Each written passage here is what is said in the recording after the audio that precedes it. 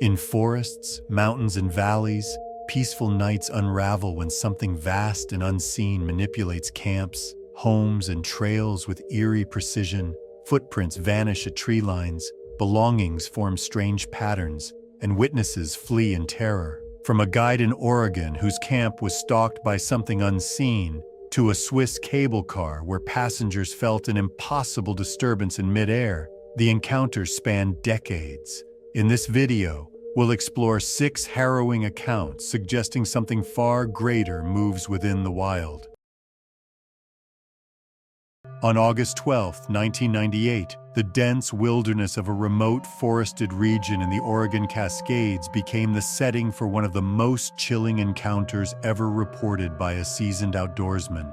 The range's towering peaks and endless stretches of Douglas fir had been home to countless adventures, but that particular season would mark the end of one man's lifelong relationship with the backcountry.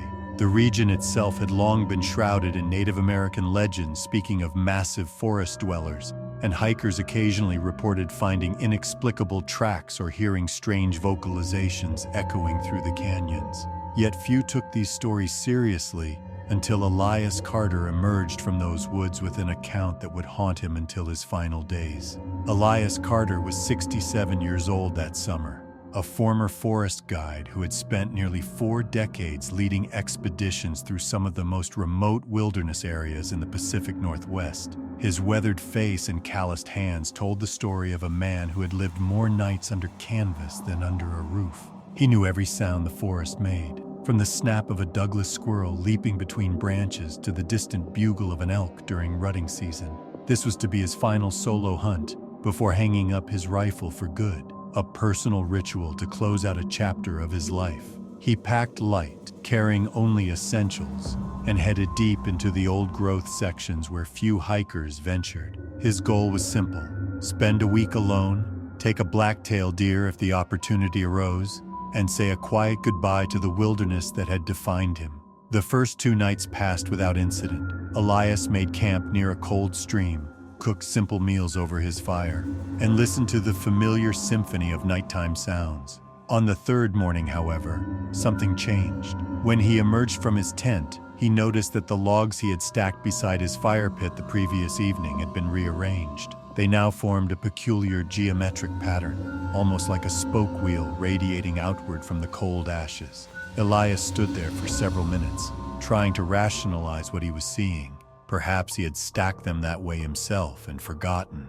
Perhaps a bear had knocked them around, though that seemed unlikely given their precise arrangement. He shook off the unease and continued his hunt. That night, he woke to the sound of something moving through the underbrush just beyond the glow of his dying campfire. It was heavy, methodical, circling his campsite in wide arcs. Elias grabbed his flashlight and swept the beam across the tree line, but saw nothing except the gleam of dew on ferns and the pale bark of alder trees. The movement stopped. He convinced himself it was an elk or possibly a black bear investigating his camp, though neither explanation felt quite right. The footfalls had been too deliberate, too measured. He added wood to the fire and sat awake until dawn, rifle across his lap. Morning revealed the truth he had been dreading.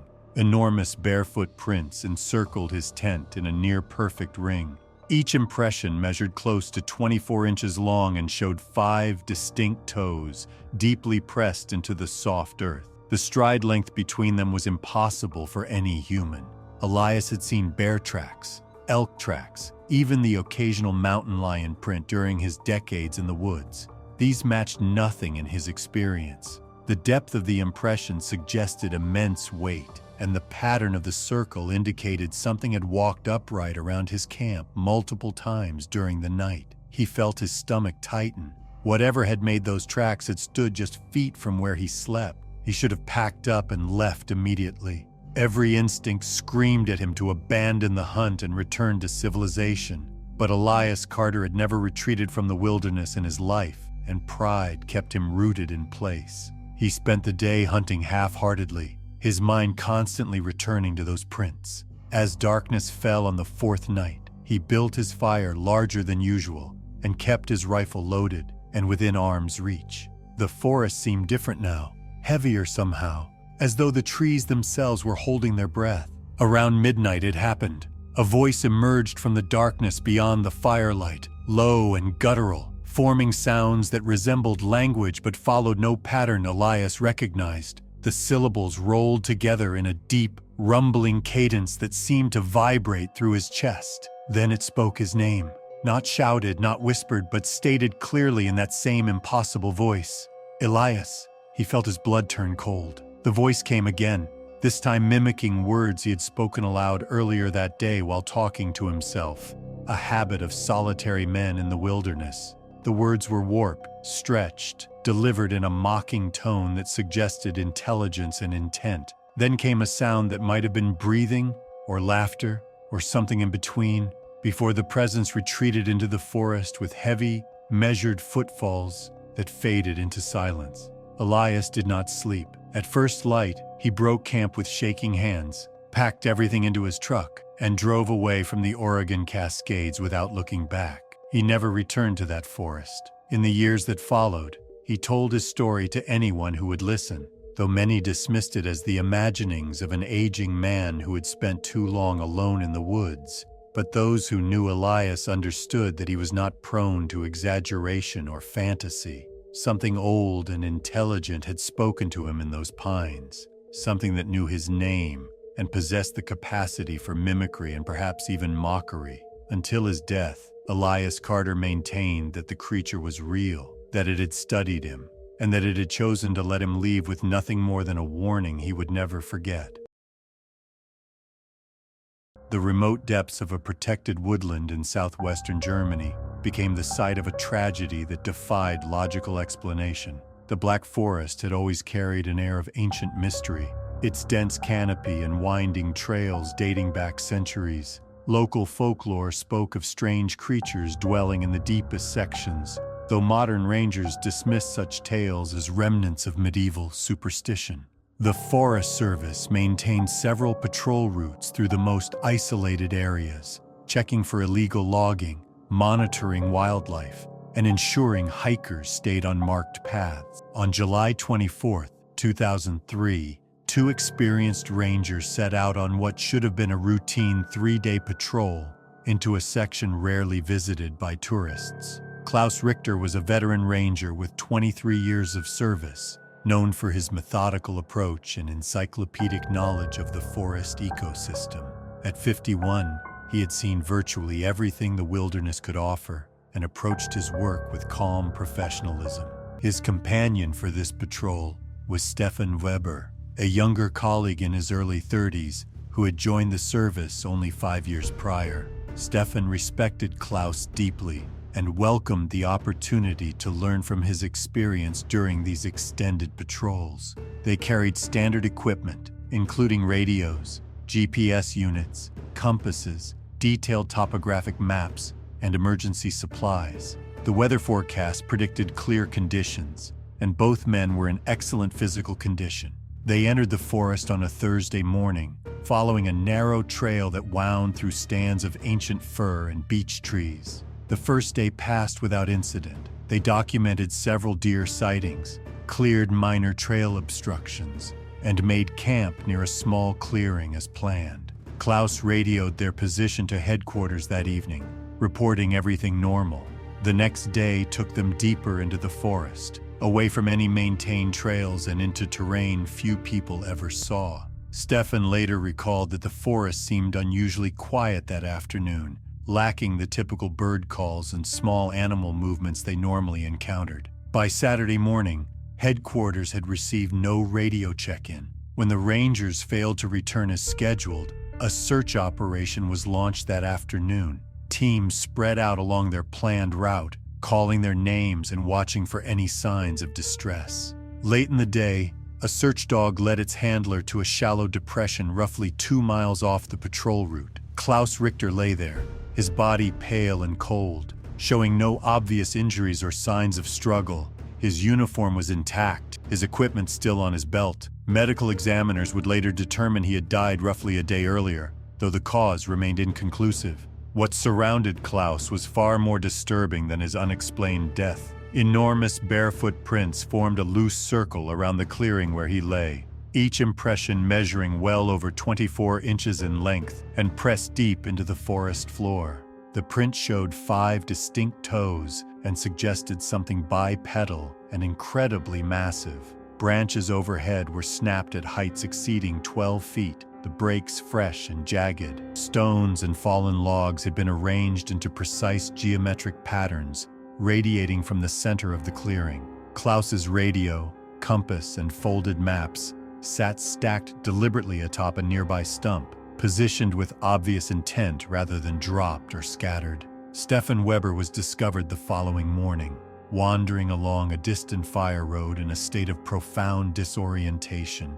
His clothes were torn, his face scratched by branches, and he appeared not to have slept in days. When rescuers approached him, he kept repeating fragmented phrases about something enormous watching them, following them through the trees. He claimed they had been separated late Friday afternoon after hearing strange vocalizations echoing through the forest. Stefan had tried to find Klaus but became hopelessly lost despite his training and equipment. He described an overwhelming sense of being observed, of massive footfalls pacing him through the undergrowth, always just out of sight. Medical staff sedated Stefan and kept him under observation for several days. His accounts remained consistent but fragmentary, filled with gaps he could not explain. He insisted something intelligent had deliberately separated them, that Klaus had seen it first and told him to run, that Klaus had suffered a medical episode, and that Stefan's disorientation was caused by exhaustion and trauma.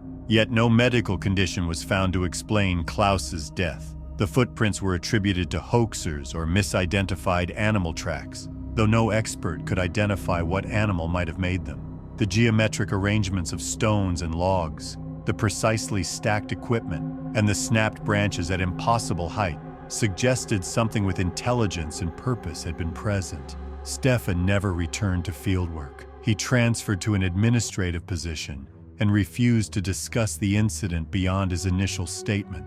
The Forest Service quietly closed the case, but those who examined the evidence understood that Klaus and Stefan had encountered something massive and intelligent in those woods, something that had claimed one life while sparing another to bear witness. A family living in a remote cabin deep in the southern Appalachian Mountains experienced an intrusion that would alter their sense of security forever. The region had been home to subsistence farmers and isolated homesteaders for generations, with families choosing the solitude of mountain hollows over the convenience of town life. The cabin itself sat at the end of a rutted dirt road, surrounded by dense hardwood forest that climbed steep ridges in every direction. The nearest neighbor lived 4 miles away, and cellular service was non-existent. This isolation had always been part of the appeal for the family who had moved there 3 years earlier, seeking a simpler life away from urban chaos. The household consisted of Marcus and Delilah Brenneman, both in their early 40s, along with their 2 teenage children and a mixed-breed dog named Copper. Marcus worked remotely as a software consultant, while Delilah homeschooled the children and maintained an extensive vegetable garden. They had adapted well to mountain life, learning to manage wood heat, haul water during dry spells, and navigate the challenges of winter isolation. Copper served as both companion and early warning system, his keen senses alerting them to wildlife passing through their property. Black bears occasionally raided the compost pile, deer browsed the garden edges, and raccoons tested the garbage can latches. The family had learned to coexist with these visitors, securing food sources and maintaining respectful distance. On the cold night of October 2nd, 2018, with frost already forming on the grass, the family settled into their evening routine. Marcus worked at his laptop near the wood stove while Delilah read on the couch. The children were upstairs finishing schoolwork. Around 11:30, Copper began barking with an intensity the family had never heard before. The dog stood rigid at the back door, hackles raised, alternating between deep barks and low growls. Marcus approached the door cautiously, expecting to see a bear or perhaps a bobcat in the yard. He flicked on the back porch light, but it barely penetrated the darkness beyond the small circle of illumination. Through the frost-specked glass, Marcus glimpsed something that froze him in place.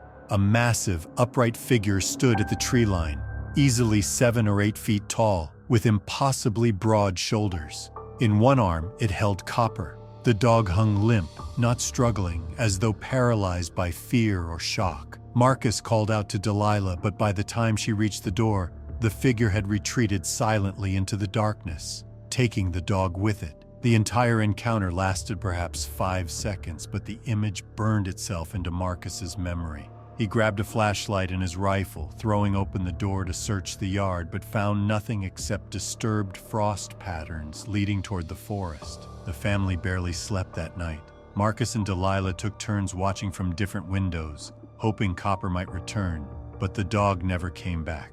At first light, they ventured outside to investigate. What they discovered compounded their terror. The stack of firewood Marcus had split and piled the previous week had been rearranged into precise geometric formations, with logs positioned at exact angles, forming spoke patterns radiating from a central point. The 4 wooden chairs that normally sat on the porch were overturned and placed in a perfect square. Inside the outdoor storage shed, food supplies had been moved, canned goods arranged by size in descending order along the shelf, bags of rice and flour positioned with their labels facing the same direction. Most disturbing were the footprints. Enormous barefoot impressions led from the forest edge across the frost-covered yard to the back porch, then returned to the tree line. Each print measured well over 24 inches long and showed 5 distinct toes pressed deep into the half-frozen ground. The stride length between prints exceeded anything humanly possible. Marcus photographed everything while Delilah called the county sheriff's office, though the nearest deputy was 90 minutes away on winding mountain roads. When authorities finally arrived, they documented the scene but offered little explanation. The deputy suggested the possibility of a very large person playing an elaborate prank, though he admitted the footprint size seemed implausible. He speculated that Copper might have chased a wild animal and gotten lost, ignoring Marcus's insistence that he had clearly seen the figure holding the dog. The geometric arrangements were harder to dismiss, and the deputy took numerous photographs for his report. He promised to increase patrols in the area, though everyone understood how infrequent those would be given the remote location. The Brenneman family remained in their cabin for another 6 weeks, but the sense of violation never faded. Delilah reported feeling watched whenever she went outside, and the children refused to venture into the yard after dark. Marcus installed motion sensor lights around the property, but they triggered randomly throughout the night, often with no visible cause. In December, they listed the property for sale and moved to a small town 40 miles away. Marcus later stated that something intelligent had entered their home, observed them, arranged their belongings with deliberate purpose, and taken their dog as though demonstrating its capability to do far worse. The cabin remained unsold for over a year, and subsequent owners reported similar unease, though no further incidents were documented. A remote wilderness area in northwestern Washington became the site of a disappearance that continues to baffle investigators and search and rescue professionals. The region was known for its temperate rainforests, where moss-draped trees created cathedral-like spaces and trails wound through terrain that had changed little in centuries. The area attracted experienced hikers seeking solitude and challenging backcountry routes far from the crowds that flocked to more accessible parks. One such hiker was Thomas Hale, a 34-year-old cartographer from Seattle who had completed dozens of solo wilderness trips throughout the Pacific Northwest. Thomas had planned a 5-day trek along a river trail that followed an ancient waterway through old-growth forest. He filed a detailed itinerary with rangers, listing his planned campsites and expected return date. His experience and preparation were evident in his gear selection and route planning. Thomas carried appropriate equipment, including a satellite emergency beacon, comprehensive first aid supplies, and enough food for 7 days to provide a safety margin. He had hiked this particular trail twice before and was familiar with its challenges. Weather conditions were favorable, and autumn typically offered stable conditions with minimal rainfall. He entered the trailhead on a Wednesday morning of October 10, 2001, signing the register and noting his expected return the following Sunday. The first 2 days of his journey were documented in his field journal, which he maintained meticulously as part of his professional habit of recording geographical observations. His entries describe normal hiking conditions, wildlife sightings including elk and Douglas squirrels, and his progress along the planned route. On Friday evening, he made camp near a known site roughly 15 miles from the trailhead, setting up his tent beside the river on a gravel bar that offered flat ground and access to water. His journal entry from that night marked a distinct change in tone. Thomas wrote that he had woken at 2:17 in the morning to the sound of distant rhythmic chanting coming from somewhere upriver. The sounds were unlike anything he had encountered in years of wilderness travel, neither animal nor obviously human. He described feeling an overwhelming compulsion to walk toward the source, an urge he found difficult to resist, despite his rational mind recognizing the foolishness of leaving camp in darkness. He forced himself to remain in his tent, but sleep eluded him for the rest of the night. That was his final journal entry. When Thomas failed to check in on Sunday, rangers initiated a search operation. His vehicle remained at the trailhead, and his float plan provided clear guidance on where to look. Search teams reached his campsite by Monday afternoon and found a scene that defied explanation. The tent stood intact and properly secured, but Thomas was nowhere to be found. His sleeping bag lay undisturbed inside, and his backpack remained with most of his supplies. What immediately caught the attention of searchers was the arrangement of his cookware. Pots, pans, and utensils had been placed in a perfect spiral pattern radiating outward from the cold fire pit, each item positioned with obvious deliberation. Thomas's hiking boots sat on a nearby stump, positioned neatly side by side, with the toes pointing toward a steep, mossy ravine that dropped away from the campsite. Search teams documented massive barefoot prints in the soft ground around the camp, each impression measuring close to 28 inches in length and showing clear toe definition.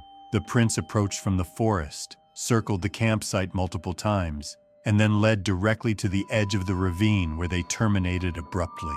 Searchers rappelled into the ravine expecting to find Thomas injured at the bottom, but found no evidence of a fall, no disturbed vegetation, and no continuation of the footprints. The search expanded over the following days, with teams covering hundreds of square miles in widening circles from the campsite. Helicopters with thermal imaging equipment swept the canopy, and tracking dogs followed what scent trails they could find, but all leads ended inconclusively. On Thursday, 5 days after Thomas was last accounted for, a search team discovered his emergency whistle balanced impossibly atop a cairn approximately 5 miles downstream from his camp. The cairn had been constructed in the same spiral pattern as his cookware arrangement, with stones carefully selected and placed in decreasing size from bottom to top. Thomas Hale was never found. His disappearance generated numerous theories, from deliberate abandonment of his former life to animal predation, to simple misadventure resulting in his body being concealed by terrain or vegetation. Yet none of these explanations addressed the deliberate arrangements of his belongings, the enormous footprints that led nowhere, or the precise placement of his whistle atop a cairn miles from his camp. The case remained open but inactive, filed among the small percentage of wilderness disappearances that resist resolution. His sister later reviewed his journal and insisted that Thomas would never have left his camp voluntarily in the middle of the night, regardless of what sounds he heard. She noted that the compulsion he described was entirely out of character for someone so methodical and safety-conscious. The spiral pattern suggested intelligence and purpose, as though someone or something had deliberately arranged evidence to communicate. Rangers who examined the scene privately acknowledged that the footprints and arrangements indicated a presence they could not categorize or explain, something that understood human artifacts well enough to manipulate them in meaningful ways.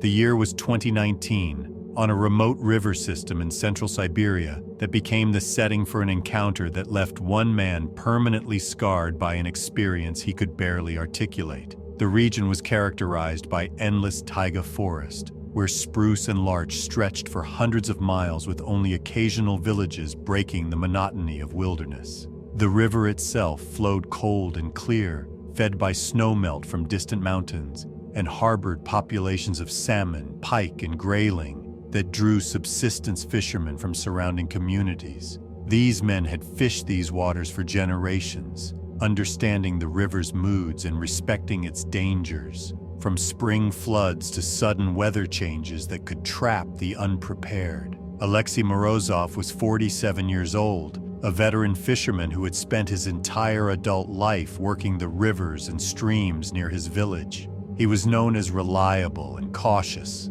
never taking unnecessary risks and always returning with enough catch to feed his family and sell surplus at the local market. On a Saturday morning, the 20th of July, Alexei loaded his small aluminum boat and paddled upstream to a stretch of river he had fished countless times before. He told his wife he would return by evening and carried standard equipment, including nets, rods, a knife, and basic provisions. The weather was warm and clear, and he expected a productive day. By early evening, when Alexei had not returned, his wife grew concerned, but not yet alarmed. Fishermen sometimes stayed out later than planned if the catch was good, or if they decided to camp overnight at familiar spots. By the following morning, when he still had not appeared, she contacted neighbors who agreed to search for him. 3 men took a boat downstream, following the route Alexei typically used. Within 2 hours, they spotted his aluminum boat drifting near the eastern shore,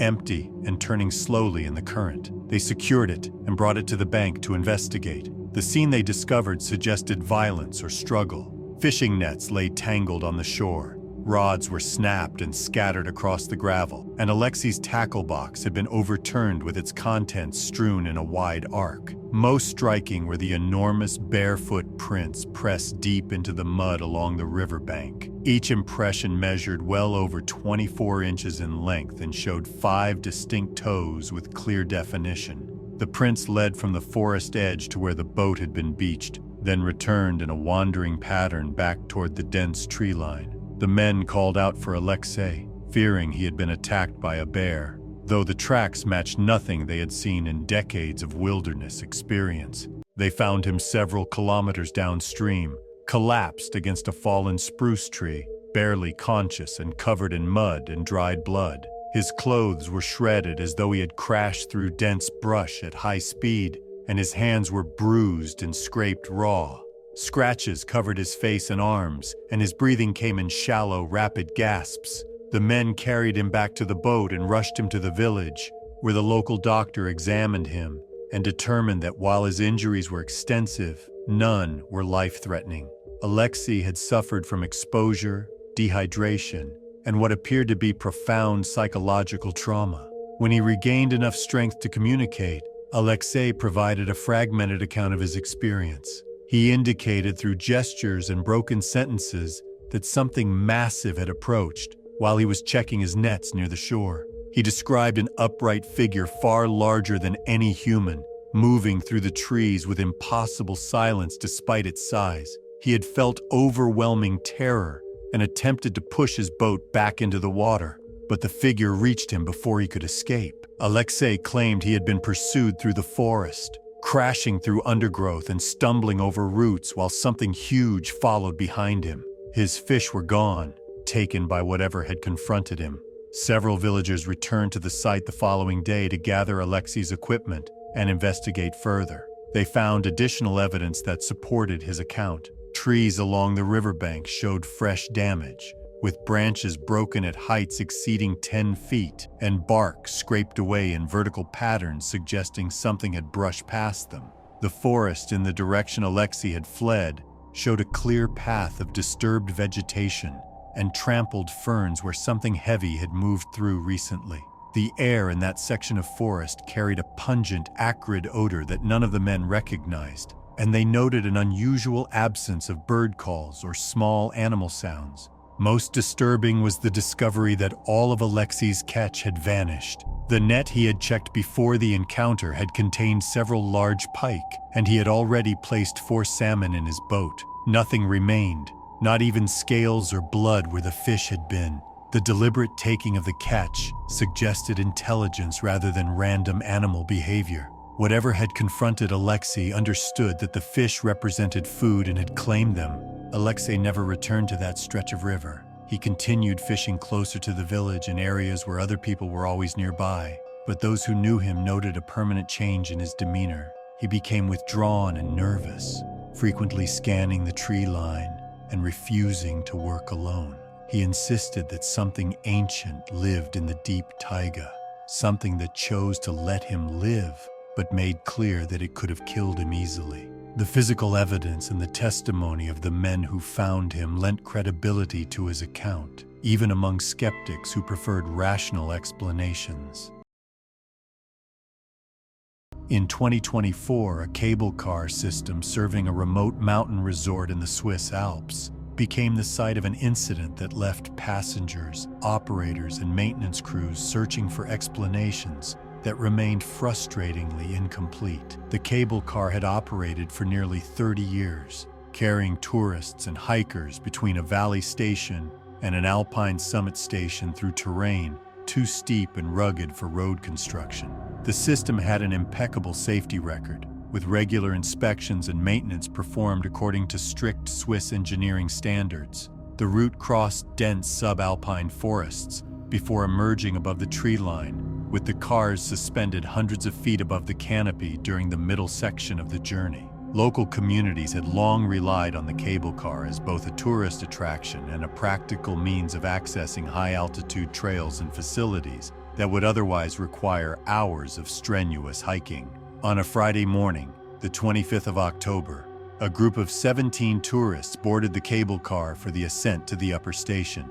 The passengers included families with children, several elderly couples, and a handful of solo travelers. Weather conditions were marginal, with dense fog blanketing the mountainside and reducing visibility to less than 50 meters. Such conditions were not uncommon in autumn, and the cable car operated safely in fog, relying on its fixed track and automated safety systems. The car departed the valley station on schedule, beginning its 20-minute journey upward through the white void of cloud and mist. Inside the cabin, passengers chatted quietly, took photographs through the foggy windows, and pointed out the occasional glimpse of treetops emerging from the gray blanket below. Approximately 12 minutes into the journey, as the car passed through the densest section of forest cover, passengers felt a sudden jolt that shifted loose items across the cabin floor. Backpacks slid several feet, a child's toy rolled toward the rear wall, and several people grabbed handrails to steady themselves. The sensation lasted only 2 or 3 seconds before the car resumed its smooth upward motion. Concerned murmurs spread through the cabin, and some passengers looked out the windows expecting to see some obvious cause for the disturbance. The fog revealed nothing, only the tops of spruce trees barely visible below and the gray void surrounding them.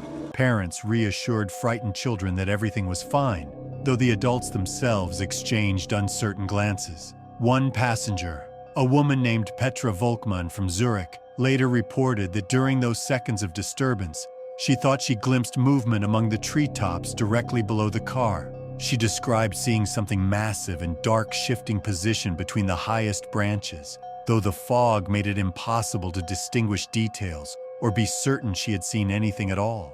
The shape seemed too large to be a person, and its movements suggested deliberate repositioning rather than the random swaying of branches in wind. She mentioned it to her husband, who had been looking in a different direction and saw nothing.